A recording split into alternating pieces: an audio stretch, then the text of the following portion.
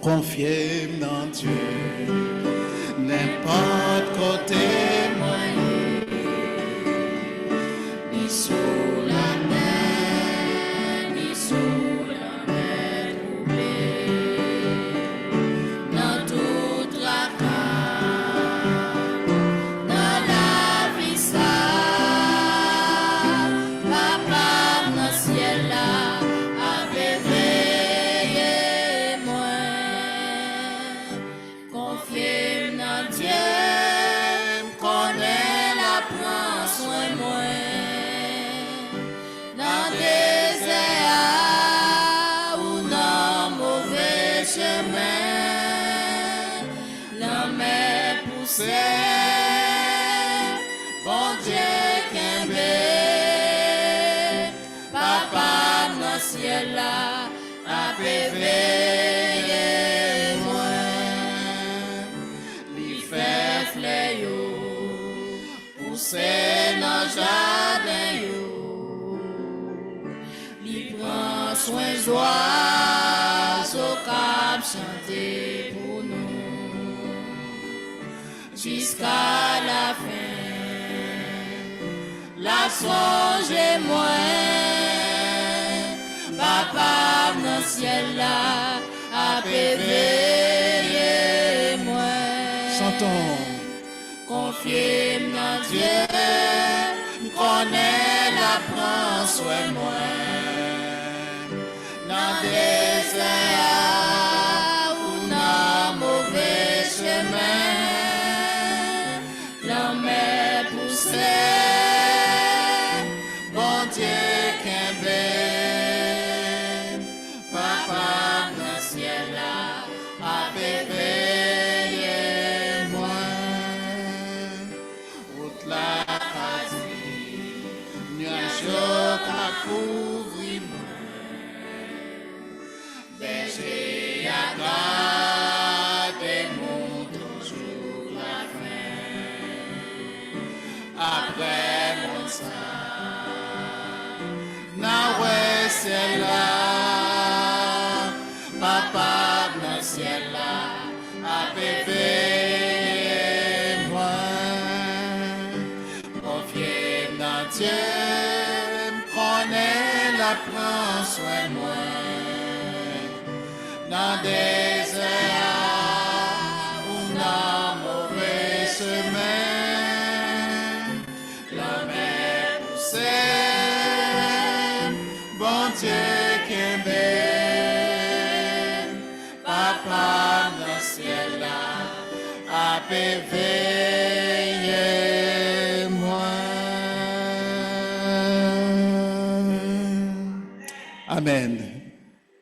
Vous pouvez vous asseoir, merci. Maintenant, disposons-nous à écouter le message de la parole de Dieu qui nous sera apporté par notre pasteur Jean-Maxime Pierre. Prêtons attention, le Seigneur a quelque chose à nous communiquer ce matin à travers ce message.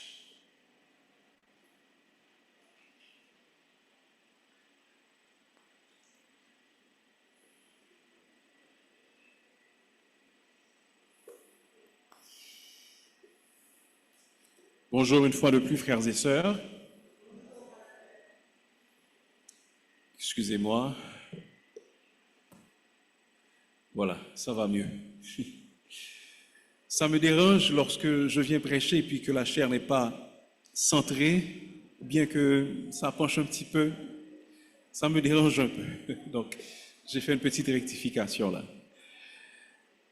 Je vous invite à tourner vos Bibles avec moi, à ouvrir en Luc, l'évangile de Luc, chapitre 12, où nous lirons du verset 13 au verset 21. Luc 12, verset 13 à 21.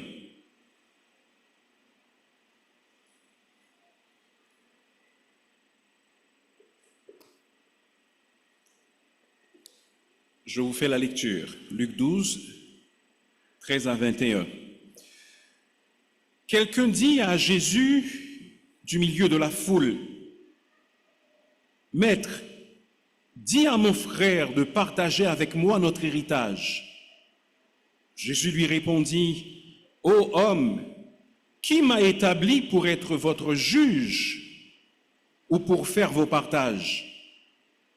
Puis il leur dit, « Gardez-vous avec soin de toute avarice, car la vie d'un homme ne dépend pas de ses biens, serait-il dans l'abondance ?» Et il leur dit cette parabole.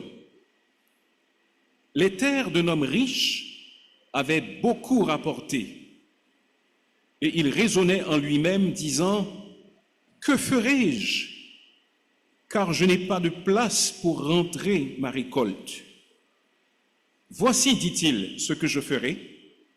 J'abattrai mes greniers, j'en bâtirai de plus grands, j'y amasserai toute ma récolte et tous mes biens. Et je dirai à mon âme, tu as beaucoup de biens en réserve pour plusieurs années. Repose-toi, mange, bois et réjouis-toi. » Mais Dieu lui dit, « Insensé, cette nuit même, ton âme te sera redemandée. Et ce que tu as préparé, pour qui sera-ce? Il en est ainsi pour celui qui amasse des trésors pour lui-même et qui n'est pas riche pour Dieu. » Parole du Seigneur. Get all you can all you get, and sit on the can. Ne vous en faites pas, je ne vais pas prêcher en anglais ce matin. Mais je vais traduire pour vous ce que disent certaines personnes. Obtenez tout ce que vous pouvez. Gardez tout ce que vous obtenez et asseyez-vous sur la boîte. Certains ajoutent, empoisonnez le reste que vous n'avez pas pu garder. Cela semble être la philosophie de beaucoup de personnes, que ce soit en politique, que ce soit dans les affaires, dans les relations interpersonnelles et même dans leurs relations avec Dieu. Ils entretiennent des relations juste pour pouvoir tirer un avantage, tous les avantages possibles. Par contre, un homme de Dieu disait, gagnez tout ce que vous pouvez, économisez tout ce que vous pouvez, donnez tout ce que vous pouvez. Quant à notre Seigneur Jésus, il disait, comme nous l'avons entendu dans la deuxième lecture de ce matin, donnez et il vous sera donné. C'est Jésus qui le dit. On versera dans votre sein une bonne mesure, serrée, secouée et qui déborde, car on vous mesurera de la mesure dont vous vous serez servi. Le texte que nous avons lu en Luc, chapitre 12, du verset 13 au verset 21, nous enseigne une leçon, un principe important, à savoir que le vrai bonheur consiste à être riche pour Dieu et non pour soi. Si nous voulons connaître le bonheur, ne cherchons pas à être riches pour nous-mêmes, mais cherchons à être riches pour Dieu. N'essayons pas de trouver tout ce que nous pouvons et d'emboîter, de garder tout ce que nous avons trouvé et de nous asseoir sur la boîte. Bien au contraire, si nous voulons éprouver le bonheur, c'est lorsque nous consacrons notre richesse à Dieu que nous serons véritablement heureux. Jésus met en garde dans ses paroles contre l'avarice, c'est-à-dire le désir de posséder de l'argent, le désir de posséder les biens de cette terre, et le fait même parfois de se laisser aveugler par ce désir pour se procurer des choses de manière tout à fait illégitime et contraire à la volonté de Dieu. Vous savez, nul n'est à l'abri de l'avarice. Et Jésus, par ses paroles, veut nous vacciner contre ce mal qu'il appelle l'avarice. N'avez-vous jamais regardé avec envie un objet qui ne vous appartient pas? Moi, si. N'avez-vous jamais été tenté de garder la partie de votre paie, de votre salaire qui devrait revenir à Dieu? Moi, si. Et si c'est le cas, nous avons besoin d'entendre les paroles que nous enseigne Luc chapitre 12, du verset 13 au verset 21. Donc le principe sur lequel nous insistons ce matin est le suivant, encore une fois, le vrai bonheur, c'est d'être riche pour Dieu et non pour soi. Regardons dans un premier temps la nécessité de ce principe. Pourquoi est-il nécessaire de comprendre ce principe? Dans le passage que nous avons lu en Luc chapitre 12, un homme interpelle Jésus pour que le Seigneur tranche dans un conflit entre son frère et lui. Cet homme qui avait fait appel à Jésus pour lui demander de dire à son frère de lui donner sa part d'héritage se sentait lésé dans le partage de cet héritage. Ainsi, il n'hésite pas à faire appel à Jésus pour que le Seigneur l'aide à trouver sa part d'héritage. Sans doute, il s'agissait d'une propriété quelconque. En effet, chez les Juifs, les enfants divisaient entre eux l'héritage que leur laissait leur père.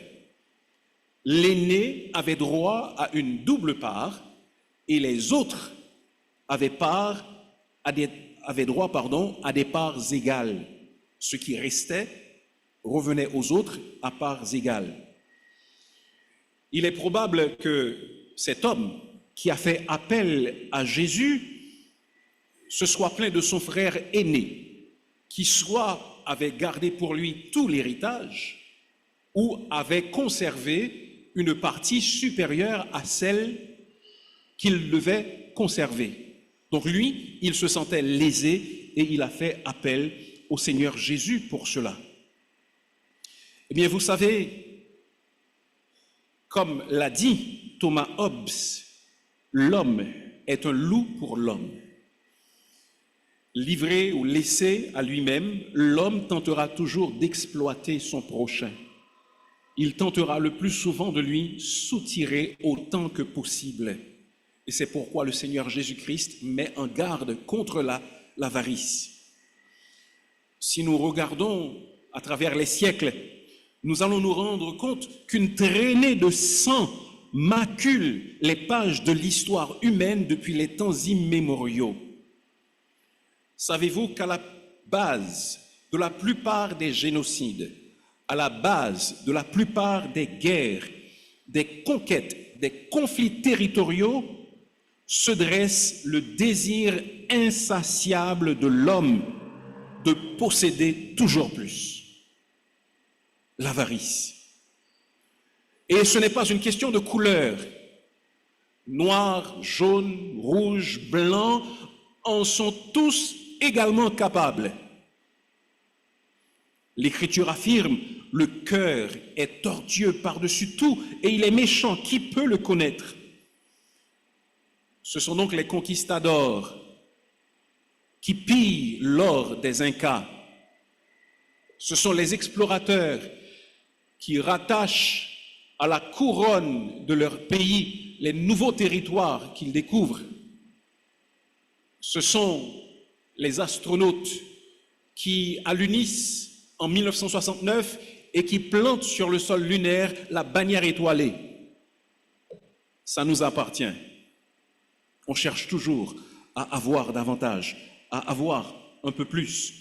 Cependant, ce mal, avarice, il n'affecte pas seulement les communautés, il n'affecte pas seulement les nations, il exerce également son influence dans les cœurs de chaque homme, de chaque personne ici présente ce matin. Il est individuel. On n'a pas besoin, par exemple, d'apprendre à un enfant à être égoïste. Il naît avec cette tendance. Faites une petite expérience. servez 2 tranches de gâteau à 2 enfants. En vous qui se sert le premier, presque invariablement prendra toujours la plus grosse tranche de gâteau. N'est-ce pas? Les chercheurs ont essayé d'expliquer ce phénomène. En 2012, on a essayé de comprendre ce phénomène qui portait les enfants à être égoïstes. Et ils ont découvert que cela est lié à la maturation de la région du cerveau qui est liée à la maîtrise de soi. Laissez-moi reprendre, il y a une région de votre cerveau qui est liée à la maîtrise de soi. Chez les enfants, cette partie du cerveau n'est pas encore développée. Donc l'enfant ne se maîtrise pas et veut toujours avoir plus. J'ai l'impression qu'en ce sens, la plupart des hommes restent toujours des enfants. Parce que même lorsqu'ils deviennent des adultes, ils veulent toujours garder la plus grosse tranche. Qui d'entre nous refuserait si on lui offrait une voiture flambant neuve, même s'il en a déjà 1 ou 2 autres? Qui dirait non à un téléphone intelligent dernier cri, capable de véritables prouesses technologiques, même s'il en possède déjà un autre? Personne. Qui rechignerait de se voir offrir une vaste propriété dans les montagnes ou encore une villa au bord de la mer? Nous ne refuserions pas. D'autant que nos possessions sont des symboles de statut. Plus nous en avons, plus nous jouissons du respect des autres. Alors attention, il n'y a pas de mal à vouloir et à se procurer ce qui est nécessaire. Cependant, le problème survient lorsque nous voulons accumuler ce qui est superflu. Et c'est ça justement le problème de l'avarice. C'est vouloir accumuler ce qui est superflu, ce dont nous n'avons pas véritablement besoin. Microsoft est une compagnie qui est derrière la fortune de l'un des hommes les plus riches qui soit sur Terre, c'est-à-dire Bill Gates. Cependant, savez-vous qu'à plusieurs reprises, cette firme, ce n'est pas la seule, bien d'autres encore qui sont très riches, ont été sanctionnés par la justice aux États-Unis et en Europe. Pourquoi? Pour abus de position dominante. Cela veut dire que ces compagnies essaient d'utiliser de leur influence, de leur savoir-faire pour éliminer les concurrents et pour avoir plus d'argent. Toujours plus, toujours plus. Bien sûr, nous ne voulons pas juger quiconque par ces paroles. Cependant, nous voulons vous faire voir qu'il y a une tendance à accumuler les biens, à accumuler la richesse, même quand nous avons déjà plus que le nécessaire. Et c'est ce à quoi Jésus faisait allusion, et c'est pourquoi nous avons besoin de comprendre ce principe, pourquoi il est nécessaire de l'énoncer. Nous sommes insatiables, et lorsque nous sommes laissés à nous-mêmes, nous accumulerons des richesses. Comme une voiture prendra de la vitesse si on la laisse descendre une pente sans freiner. La vitesse ne fera qu'augmenter. Et laisser à nous-mêmes, notre désir d'acquérir, de posséder, ne fera qu'augmenter si nous sommes laissés à nous-mêmes également. Donc le vrai bonheur consiste à être riche pour Dieu et non pour soi. Et le Seigneur Jésus, Luc, dans son évangile, nous fait comprendre la nécessité de ce principe parce que le Seigneur Jésus-Christ, chemin faisant, a été abordé par un homme qui lui demande de juger et de lui rendre une part de propriété qu'il estimait devoir lui appartenir. Mais remarquez, deuxièmement, qu'il y a non seulement la nécessité du principe, mais que le Seigneur Jésus fait l'énoncé de ce principe. Comment est-ce que Jésus énonce ce principe? Voici ce qu'il dit au verset 15. « Gardez-vous avec soin de toute avarice, car la vie d'un homme ne dépend pas de ses biens, fût-il dans l'abondance. Gardez-vous avec soin de l'avarice, car la vie d'un homme ne dépend pas de ses biens, fût-il dans l'abondance. » littéralement, le Seigneur Jésus-Christ est en train de dire, veillez, voyez à ce que vous ne cédiez pas à l'avarice.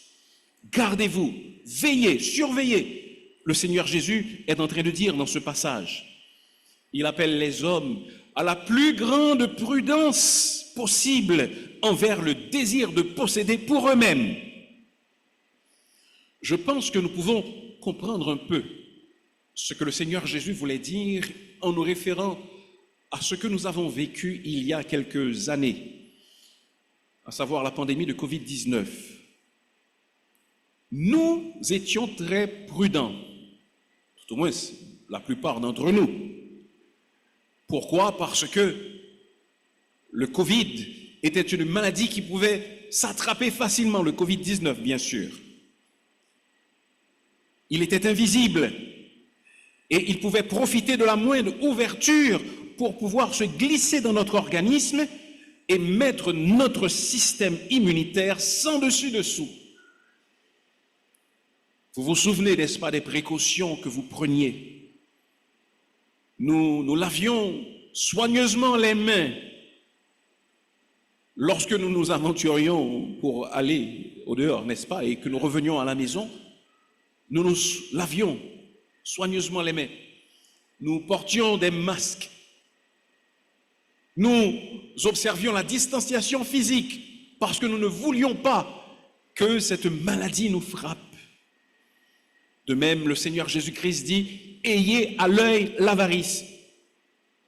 Tout comme vous ne voulez pas attraper une maladie contagieuse, de même, veillez. Faites attention à l'avarice parce que c'est comme une maladie contagieuse qui peut vous rendre malade.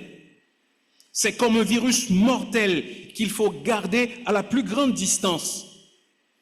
Parce que l'avarice, c'est un serpent dressé sur la queue qu'il faut avoir à l'œil parce qu'il peut frapper à tout moment. L'avarice, c'est comme une flamme qui ne s'éteint pas et qui attend le moindre mécontentement pour pouvoir s'allumer ou se rallumer comme une flamme qui est ravivée par de l'huile qu'on verse dessus. Jésus poursuit en disant que la vie, non seulement que la vie d'un homme ne dépend pas de ses biens, fût-il dans l'abondance, et il dit que la vie d'un homme ne dépend pas de ses biens. En effet, la durée de nos vies ne dépend pas de nos biens. Il est vrai que notre espérance de vie est fonction de nos moyens. C'est vrai que nous aurons un plus grand bien-être physique si nous pouvons nous procurer certains médicaments. Si nous sommes malades et que nous sommes en mesure d'aller chercher des soins à l'étranger, c'est vrai. Cependant, nous devons nous rappeler que nos possessions à elles seules ne décident pas de la durée de nos vies.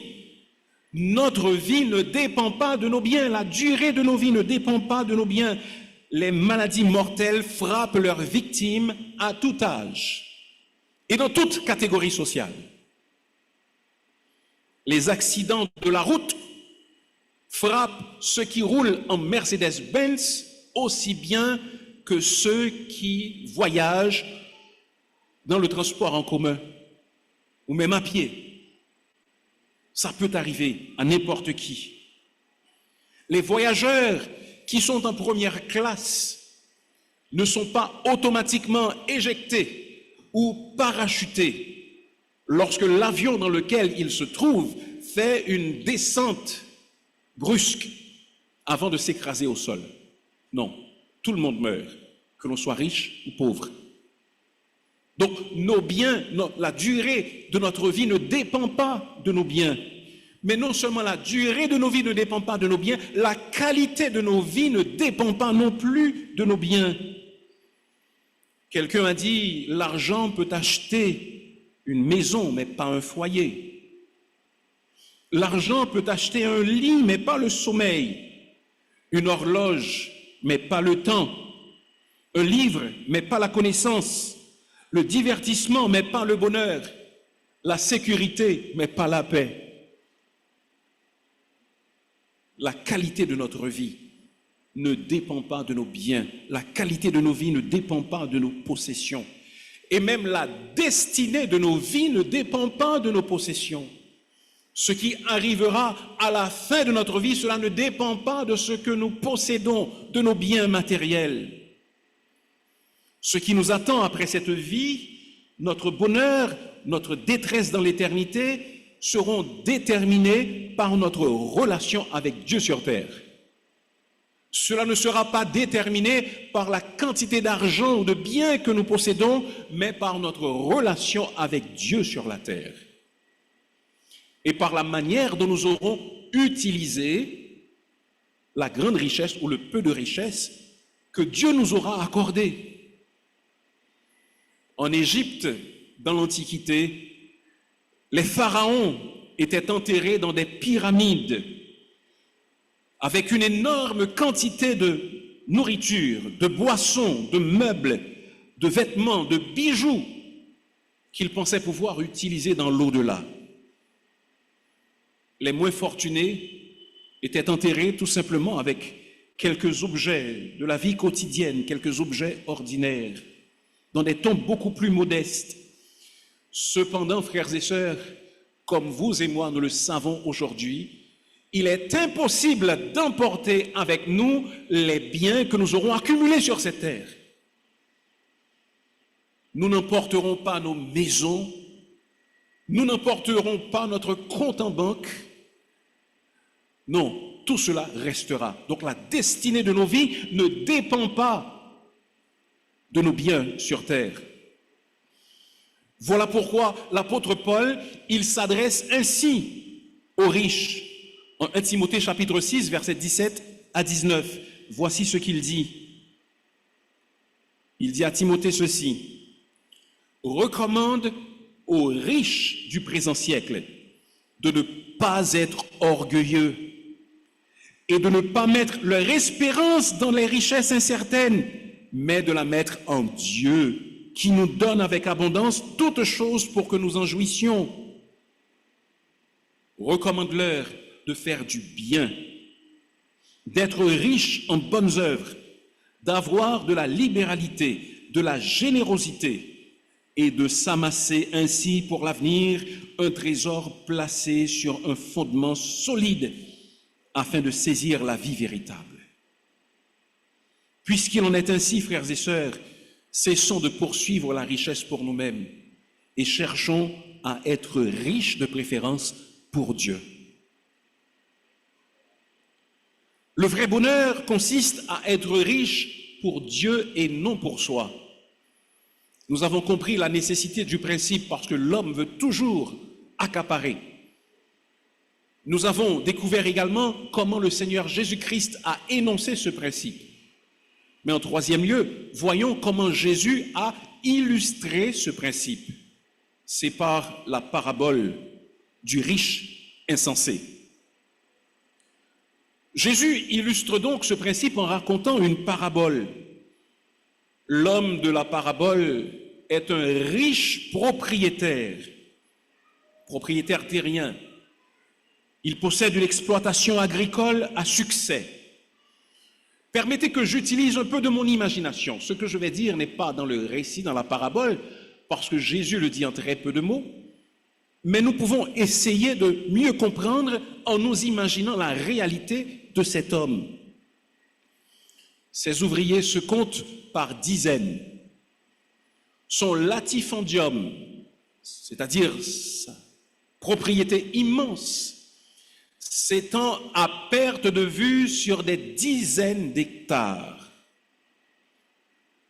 Dieu, le Dieu de la récolte, a fait fructifier la récolte de cet homme. Il a fait fructifier ces terres au centuple cette année-là. Et la récolte était si abondante que les greniers existants, les dépôts qui étaient là, n'étaient pas suffisants pour pouvoir engranger la récolte. Cependant, cet homme riche On ne le voit pas rendre des actions de grâce à Dieu pour cette récolte. On ne le voit pas tenir un culte de remerciement à Dieu. Il ne lève pas les mains en l'air en signe de reconnaissance à Dieu. Il ne s'agenouille pas pour reconnaître la bonne main de Dieu sur lui. Il ne projette pas d'utiliser sa nouvelle prospérité pour faire du bien aux autres, mais il ne pense qu'à lui-même. Que fait-il? On s'imagine, n'est-ce pas? On peut s'imaginer cet homme riche faisant appel à des ouvriers de la construction, des ingénieurs, des charpentiers, des maçons. Il leur parle, il leur dit, écoutez, j'ai un travail pour vous. Vous allez préparer un plan, des plans pour d'énormes greniers, pour que les greniers puissent contenir ma récolte. Ce que vous voyez là, c'est trop petit. Vous allez raser tout cela et vous allez construire.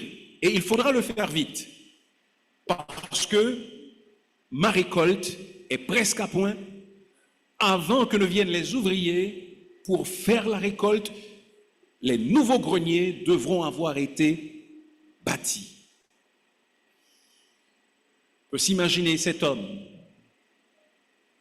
ce soir fatidique, s'entretenant avec son épouse, s'amusant avec ses amis et leur annonçant, leur disant, mes amis, j'ai une bonne nouvelle à vous annoncer. Je suis prospère. J'ai un grand projet de construction. Les greniers que vous voyez là ne seront bientôt plus. Je vais en bâtir de nouveaux et de plus grands. Quant à toi, ma femme, mon épouse, réjouis-toi. Désormais, je vais prendre une retraite anticipée. La récolte cette année est si abondante que même si je ne travaillais plus pendant les 10 prochaines années, j'aurais de quoi survivre.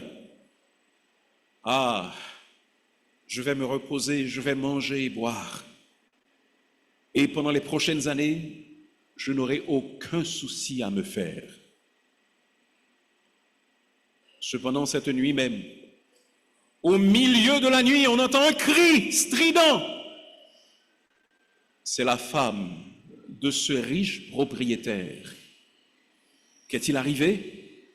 Au milieu de la nuit, il a ressenti un malaise, peut-être un malaise cardiaque, et il est mort. On n'a pas eu le temps d'aller chercher les médecins. Il n'a même pas eu le temps de jouir des premiers soins. Il est mort. Lui qui faisait tous ses plans, lui qui s'imaginait vivre longtemps encore, ce soir même, il est mort, décédé. Eh bien, vous savez, il en est de même pour nous aujourd'hui. Nous ne devons pas nous imaginer que grâce à nos richesses, nous n'aurons plus de difficultés, nous n'aurons plus de problèmes. Remarquez comment Dieu appelle ce grand planteur de la parabole. Comment l'appelle-t-il? Insensé. Insensé. Cette nuit même, ton âme te sera redemandée. Insensé, car il avait davantage confiance en ses biens qu'en Dieu. Insensé, parce qu'il avait des plans pour cette terre, mais pas pour l'éternité. Insensé, parce qu'il amassait des biens pour lui-même et non pour Dieu, non dans le souci de faire avancer la cause de Dieu. Pour toutes ces choses, il était un insensé. Et quiconque d'entre nous ce matin poursuit les richesses avec ces mêmes intentions n'a d'autre nom qu'insensé. C'est le verdict que prononce Dieu et le Seigneur Jésus-Christ sur tout homme qui cherche à être riche pour lui-même et non pour Dieu. Ce qui compte pour Dieu, ce n'est pas la quantité des biens amassés sur cette terre, mais c'est leur utilisation pour lui. C'est que nous soyons riches pour lui. Voici ce qui ne se passera pas le jour de la reddition des comptes. Lorsque chacun d'entre nous aura à rendre compte à Dieu pour lui-même de sa vie sur terre, voici ce qui ne se produira pas. On n'entendra pas le Seigneur Jésus-Christ dire, Albert, tu étais un millionnaire, entre dans la joie de ton maître. Non. Il ne dira pas non plus, Georges, tu étais pauvre, pas de place pour toi dans le royaume céleste. Non. Voici ce qui est plus susceptible d'arriver. Savez-vous quoi? Georges, tu étais pauvre. Cependant, le peu que tu avais, tu me l'as consacré. Entre dans la joie de ton maître. Christian, tu étais très riche sur terre. Comment as-tu utilisé tes biens? Étais-tu riche pour Dieu? Tu les as utilisés pour acheter des voitures luxueuses et non pour évangéliser les païens. Tes richesses n'ont eu aucune utilité. Tu n'as pas été riche pour Dieu, tu as été pauvre pour Dieu. Certains s'entendront dire aussi, tes biens ont servi à l'impression de 10 000 Bibles. 100 personnes ont pu ainsi lire la bonne nouvelle et 8 d'entre elles sont venues à la conversion au Seigneur Jésus-Christ. Tes richesses ont été utilisées pour Dieu. Tu as été riche pour Dieu. Entre dans la joie de ton maître. Reçois ta couronne. Est-ce que vous comprenez la perspective? Il ne s'agit pas d'avoir beaucoup, mais il suffit de mettre au service de Dieu le peu que nous avons. C'est cela, être riche pour Dieu. Mais même si nous avons beaucoup, mais que nous ne le mettions pas au service de Dieu, alors nous sommes pauvres, les pauvres des pauvres, les plus indigents et insensés, parce que nous ne le mettons pas au service de Dieu. Ailleurs, le Seigneur Jésus pose une question de rhétorique très importante, très profonde. Il dit, dans un texte que nous avons étudié il y a quelques semaines, « Et que servirait-il à un homme de gagner tout le monde s'il perdait son âme? Ou que donnerait un homme en échange de son âme? À quoi bon gagner tout l'or du monde si vous perdez votre âme? » Imaginez, frères et sœurs, imaginez, chers amis, que quelqu'un vous offre sur un plateau en or serti de diamants le monde, ses richesses, sa gloire, pour les 5 millénaires à venir. Pensez-y, 5000 ans à jouir de la gloire, à jouir de la richesse, à n'éprouver aucun problème. Mais que seraient 5000 ans par rapport à l'éternité? À la fin de ces 5000 ans, vous devriez connaître une éternité de tourments et de misère. Que représentent donc ces 5000 ans par rapport à l'éternité? C'est pourquoi Jésus dit, à quoi bon gagner tout le monde si vous perdez votre âme? À quoi bon acquérir toutes les richesses possibles si vous perdez votre âme, si vous ne vivez pas pour Dieu?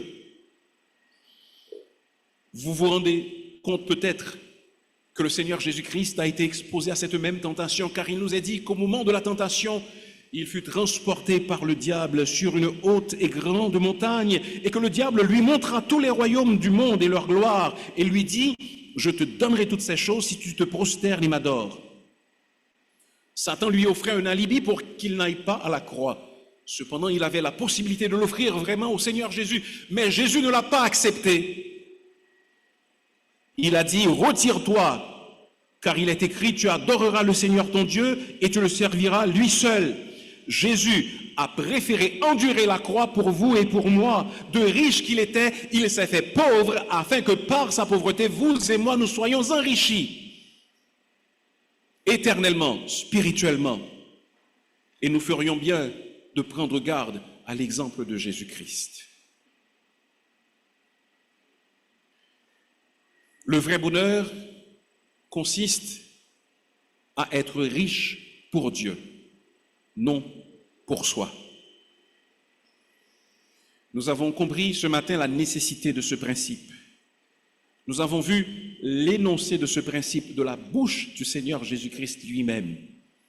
Et nous avons considéré également l'illustration de ce principe dans la parabole du riche insensé. Comprenons que lorsque nous sommes riches pour Dieu, ou lorsque nous ne sommes pas riches pour Dieu, alors nos biens se tournent contre nous. Ils tordent notre jugement, nous paralysent, nous asphyxient. Ils deviennent nos maîtres. Ils deviennent des tyrans. Mais lorsque nous les mettons au service de Dieu, ce sont des serviteurs soumis. Supposons que vous ayez un commerce et que vous me fassiez confiance. Vous dites, pasteur, je vous fais confiance, vous pouvez gérer cette entreprise. Entendons-nous, le 28 de chaque mois, vous allez me donner une part, je sais que vous allez faire ce qui est juste, et puis vous allez garder ce que vous pensez être juste pour vous. Et une fin de mois, vous vous rendez au commerce sans que je me rende compte que vous êtes là. Je suis en train de faire le contrôle. Puis je dis, combien est-ce que de mon argent est-ce que je vais donner à ce frère? Combien de mon argent je vais donner à ce frère? Vous m'entendez dire ça? Eh bien, je serais tout à fait d'accord avec vous si vous me révoquiez. Parce que je ne devrais pas dire combien de mon argent vais-je donner à ce frère, je devrais dire combien de l'argent de ce frère vais-je garder pour moi. Parce que c'est son entreprise, c'est son business, ce sont ses affaires. Moi, je ne suis que le gérant. Il en est de même pour nous et Dieu. Dieu est le maître de tout. L'or est à moi, l'argent est à moi, dit le Seigneur. À l'Éternel, la terre et ce qu'elle renferme, le monde et ceux qui l'habitent, tout appartient à Dieu. Il n'est donc pas question pour moi de dire combien de ce que j'ai est-ce que je vais donner à Dieu. Tout lui appartient déjà. Mais Dieu sait que nous avons des besoins et il nous donne suffisamment pour satisfaire nos besoins. Il sait que nous avons besoin de payer le loyer, il sait que nous avons besoin de payer la scolarité de nos enfants, il sait que nous avons besoin de manger, que nous avons besoin de nous acheter des vêtements. Donc il nous donne. Cependant, ce qui ne nous revient pas, nous devons lui donner cela pour que son œuvre puisse continuer et pour que son œuvre puisse prospérer. Comment est-ce que je le lui donne? Bien sûr, je ne fais pas comme ça, n'est-ce pas, pour lui dire, Seigneur, tout ce qui reste en haut, c'est pour toi, tout ce qui retombe par terre est pour moi. Non, c'est pas comme ça que vous allez faire. Vous allez donner à l'œuvre du Seigneur, vous allez donner à l'Église, vous allez donner aux œuvres caritatives, vous allez donner à des organisations chrétiennes. C'est ainsi que vous allez contribuer à l'œuvre du Seigneur. Ainsi que je gagne beaucoup, que je gagne peu, si je donne à Dieu ce qui lui revient, sans chercher à l'accaparer, je suis riche pour Dieu. Que je gagne beaucoup, que je gagne peu, ce n'est pas ce qui est important, mais c'est que ce que j'ai, je l'utilise pour le Seigneur. Un jour, pendant que Jésus était au temple et qu'il observait des gens déposer leurs offrandes, une pauvre veuve est venue et elle a déposé 2 petites pièces dans le tronc. Et voici ce que Jésus a dit à propos de cette femme. Je vous le dis en vérité, cette pauvre veuve a mis plus que tous les autres.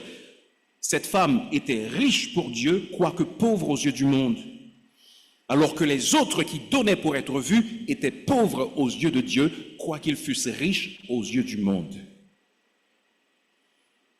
Mieux vaut 1 million de fois être riche pour Dieu qu'être riche pour soi-même ou pour les hommes.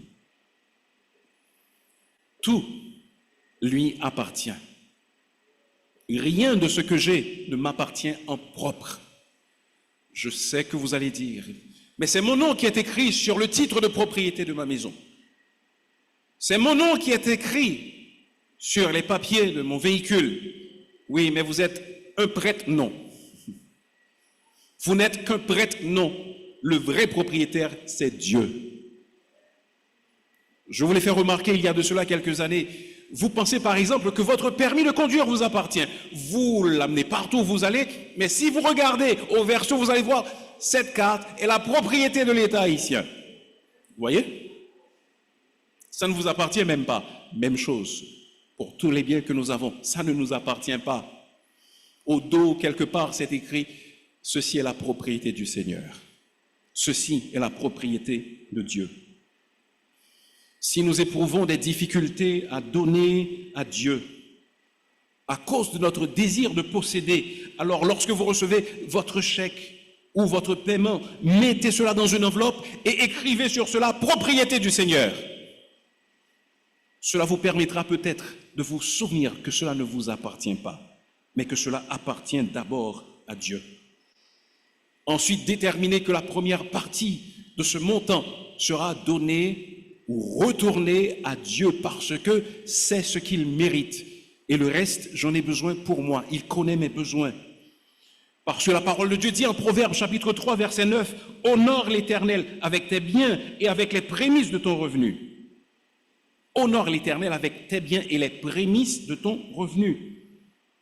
Notre désir insatiable de posséder, s'il n'est pas dompté, peut nous porter à ravir à Dieu, de Dieu, ce qui devrait lui revenir.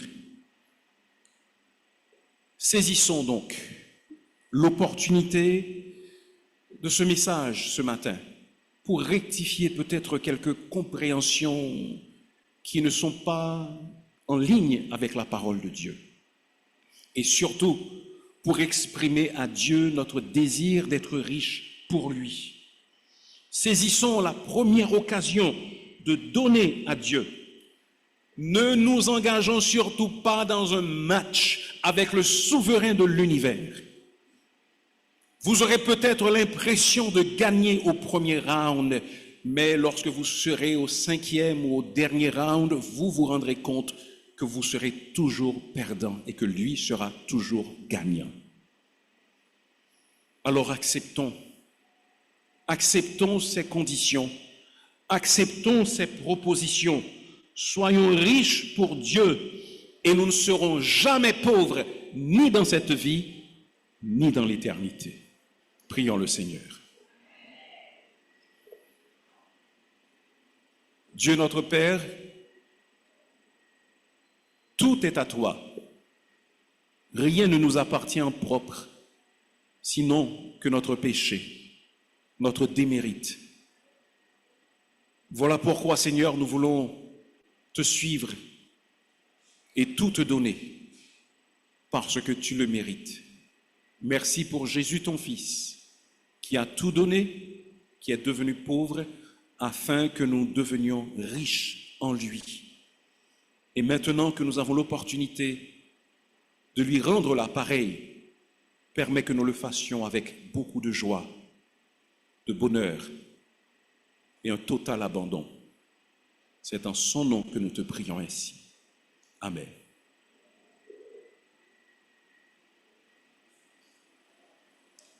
Nous disons merci à Dieu pour ce message que nous venons d'écouter et notre âme a été bien bénie, n'est-ce pas? Et si vous êtes ici ce matin, vous ne connaissez pas le Seigneur, c'est l'occasion propice de vous donner à Dieu.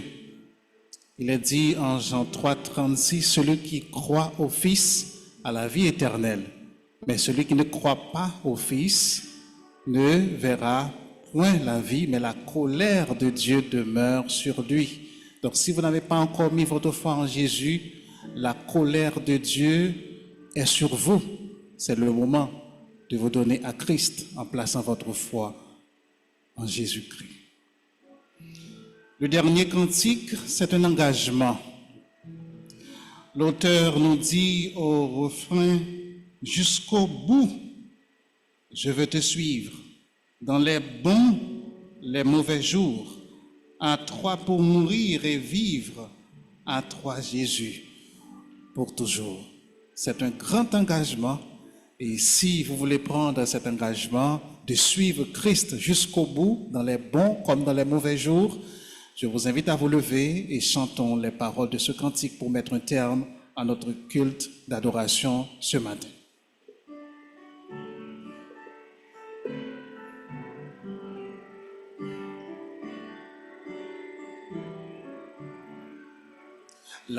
croix du Seigneur m'appelle à ta croix et viens, suis-moi.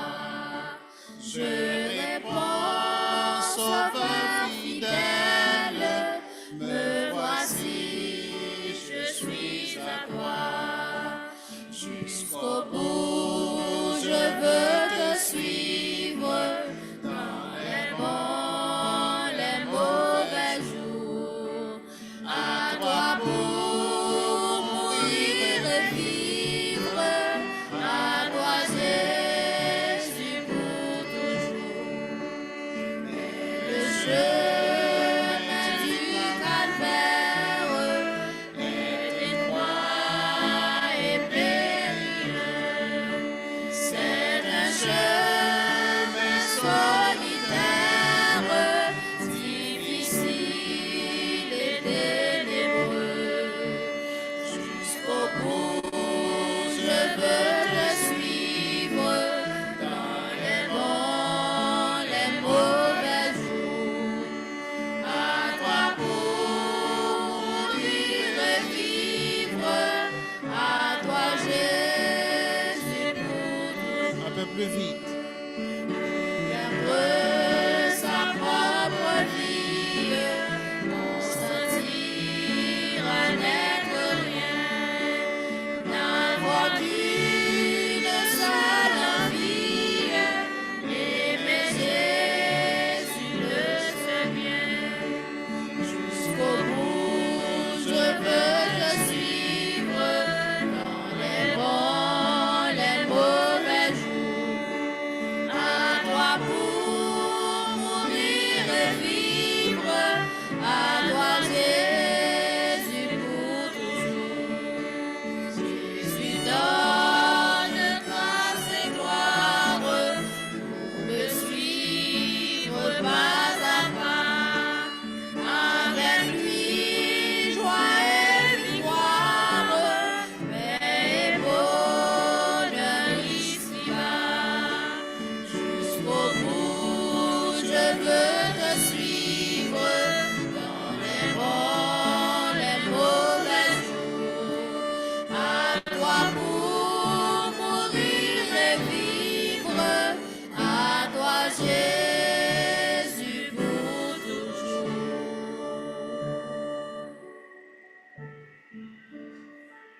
Recevons la bénédiction. Que le Dieu de paix nous sanctifie lui-même tout entier et que tout notre être, l'esprit, l'âme et le corps soient conservés irréprochables lors de l'avènement de notre Seigneur Jésus. Celui qui nous a appelés est fidèle et c'est lui qui le fera. Amen. Merci d'avoir participé à ce culte d'adoration. Je rappelle aux parents, aux mères particulièrement d'aller s'inscrire avec leurs enfants pour le concours Je chante avec ma mère et j'invite aussi les pères à faire la même chose. Shalom à vous tous et à vous toutes.